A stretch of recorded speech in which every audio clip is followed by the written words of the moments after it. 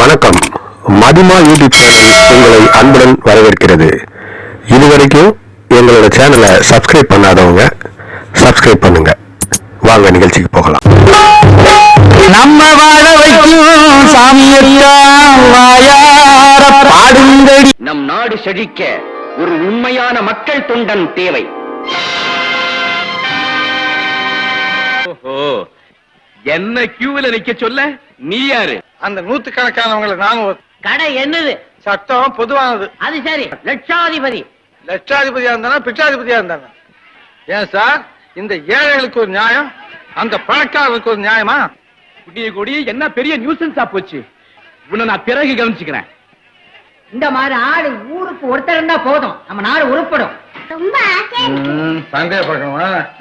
இந்த மாதிரி இன்னைக்கு கூட பெரிய சண்டையா போட்டு வந்திருக்கேன். உன் தேச தொண்டெல்லாம் முடிஞ்சுதா? ஏன் ஊர் வம்பெல்லாம் விலைக்கு வாங்குற? நீ என்ன குழந்தையா? நான் குழந்தையாவே இருந்திருந்தா நாட்டுல நடக்கிற கொடுமை எல்லாம் எனக்கு புரியாமே இருந்திருக்கும். சண்டை போடலண்ணே, பின்ன ஊமைகளுக்காக செவிலர்கள்ட்ட கொஞ்சம் பேசினேன், அவ்வளவுதான். அப்படி ஒண்ணும் இல்லைண்ணே. ஏழைக்கு ஒரு சட்டம், பணக்காரனுக்கு ஒரு சட்டமா, அது ஏன் அப்படின்னு கேட்டேன். இது தப்பா? யாருக்கும் இல்லாத அக்கறையும் நியாயமும் உனக்கு எதுக்குப்பா?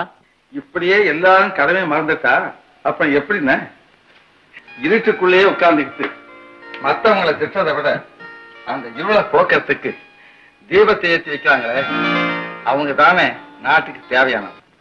மிஸ்டர், லஞ்சம் வாங்கிறது சட்டப்படி குற்றம். மிஸ்டர் குப்சாமி, நீங்க தான் தலைமை குமஸ்தா.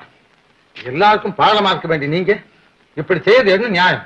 ஒரு வெட்கமா இல்ல, தலைகுனிவா இல்ல, அவமானமா? வணக்கம். நிஜமாவே நீங்க கடவுள் தாங்க. ஐயோ, கோயிலை கட்டி சிலையாக்கி என்ன பேச முடியாம என் விஷயம் என்னாச்சு? எல்லாம் கெட்டு போச்சு. அந்த துரப்பைய இருக்கிறானே, சேரி பசங்களோட சேர்ந்து கலக்குன்னு கலக்கி எல்லா காரியத்தையும் கெடுத்துட்டான். எல்லாத்துக்கும் சட்டம் பேசினா இப்படி ஆளுதான தெரிய வேண்டாம். அதுல இந்த சேரி பசங்களுக்கு கொஞ்சம் கூட உரிமை கிடையாது. அதை தீர்மானிக்க வேண்டியது நீங்களும் நானும் இல்ல, சட்டம். அன்னைக்கு அப்படிதான் மரியாதை இல்லாம இப்போ சந்தேகப்படாதீங்க. இப்ப உங்களை நிக்க சொல்ல மாட்டேன், நீங்க போகலாம். நான் யாருன்னு தெரியுமா உனக்கு? மிஸ்டர், இது ஆபீஸ், உங்க வீடு இல்ல. போங்க. ஏய், உன்னை தொலைச்சு தொலைச்சு. I say you get out. இந்த பட்டா செய்து கொடுக்கறதையும் நீங்க தாங்க கவனிக்கணும். சட்டம் உங்களுக்கு சாதகமா இருந்தா நிச்சயமா நடக்கும். ஏய்யா துரை, இது என்ன ஆபீஸா இல்ல பொதுக்கூட்டம் மேல நினைச்சியா? ஆனா சிலர் உள்ள நுழையத பார்க்கும்போதுதான் நீங்க சொன்ன மாதிரி எனக்கு சந்தேகம் வந்துருது. இல்ல சார், நான் இது ஆபீஸ் தான் நினைக்கிறேன். சட்டப்படி அந்த அவங்களுக்கு தான் சேரணும். உனக்கு ரூல் தெரியல, சட்டம் தெரியல, ஒரு மண்ணும் தெரியல. எது தர்மம், எது நியாயம்? எங்க ஆபீசருக்கு சட்டம் தெரியாது, புத்தியே இல்லன்னு சொல்றியா? அவங்க கிட்ட இவன் லஞ்சம் வாங்கியிருக்கான். இந்த ஆபீஸ லஞ்சம் வாங்குறது நீ, இந்த ஆபீஸை பாராட்டுறது நீ. யார் லஞ்சம் வாங்குறா? மோசடி செய்யறது நீ. ஆபீஸ் ஆட்சியை சும்மா விடுற.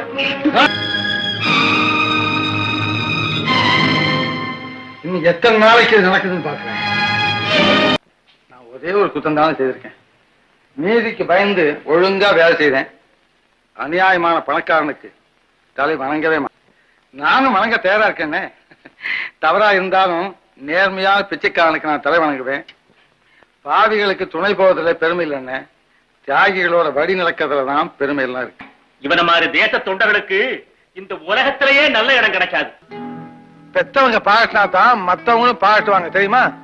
ஏழை வாத்தியார்களோட சம்பளத்தையும் பறிக்கிறோம். ஊரையே கொள்ளை எடுக்கிறது போதாது. ஐயோ, அவன் சுத்த மோசக்காரன் தம்பி. மருந்து சும்மா வருமா? ஐயா கையில மாமூல் 5 10 வச்ச அமுக்கு மருந்து தன்னால வருது பார். இந்திய லஞ்சமா? மனுஷனுடைய உயிரை கள்ள மாசல கலவரத்தாங்க. நாம செய்யற அக்கிரமம், அடிக்கிற கொள்ள எதுவுமே வெளியே வராது. அப்படி வந்தாலும் ஜனங்க நம்ப மாட்டாங்க. கந்தையா வாத்தியார் செத்துட்டார், தெரியுமில்ல? சகாயநிதி வசூல் பண்ணி அவர் குடும்பத்தையும் ஆதரிப்போம். அந்த கமிட்டிக்கு நீயே தலைவனா இருந்தது. எனக்கு எவ்வளவு பங்கு? பங்கா? ஆமா, நானும் உங்களை போல பணக்காரனாக வேண்டாம். ஆகணும் தர. இப்பதான் உனக்கு புத்தி வருது. உன்னை உப்பரிகளை குடியேற்றி உல்லாசத்துல மிதக்க வைக்கிறேன். தம்பிக்கு பாதி, நம்ம 4 பேருக்கும் பாதி. முதல்ல முழுவதுமே துறை எடுத்துக்கிட்டுமே. எடுத்துக்கிட்டுமே. நிறுத்துங்க. என்னையும் உங்களை மாதிரி அயோக்கியம் நினைச்சீங்களா? நாங்களா அயோக்கியர்களா? நீங்க அத்தனை பேர் அநியாயக்காரங்க. நீங்க பேசுனது நானே கேட்டேன். முருகா, நாங்க என்ன செய்யறது துரை? விதி முடிச்சு போச்சு. சந்தையா வாத்தியாரை கொண்டது நீங்க தான். விதி இல்ல உங்க சதி. அந்த வாத்தியார் பசியா துடி துடித்து செத்தார். அவருக்கு 10 மாசமா சம்பளமே கொடுக்கப்படல. நீங்க எல்லாம் மனித உரிமை நலமாடுற பயங்கர பேய்கள். ஐயோ, இது அபாண்டம். பச்சரத்தம் குடிக்க காத்து வாங்க. மகாத்மாக்களை உலகம் எப்பதான் புரிஞ்சுக்க போதும். எங்களை மாதிரி தேசபக்தர்களுக்கும் பிரஜா தொண்டர்களுக்கும் இந்த எதிர்ப்பு சகஜம்தான். காந்திக்கு குண்டு, இயேசுக்கு சிலுவை, எங்களுக்கு நீ அதிகமா பேசாது. அந்த தியாகிகளை பத்தி பேசுறதுக்கு உங்களுக்கு யோகிதை. நான் நினைச்சா உன்னை இப்பவே இங்கேயே தவிடுபடி ஆக்க முடியும். ஏன் என் நாக்கு அசைஞ்சா உங்க எல்லாருடைய முதுகலையும் சவுக்கடி விழுதா? மக்கள் மத்தியில உங்களை பத்தி பேசுறேன். போவலியே போவேன். உங்க எல்லாரும் முச்சந்தி நிக்க வச்சேன். பேசாத. இங்க பேச மாட்டேன், வெளியே பேசுறேன். உங்களுக்கு முடிவு வைக்க வரைக்கும் எனக்கு தூக்கமே இல்லை. உங்க சுயரூபத்தை அம்பலப்படுத்துற வரைக்கும் உங்க பக்கத்தை நான் இருப்பேன். ஜாக்கிரதை.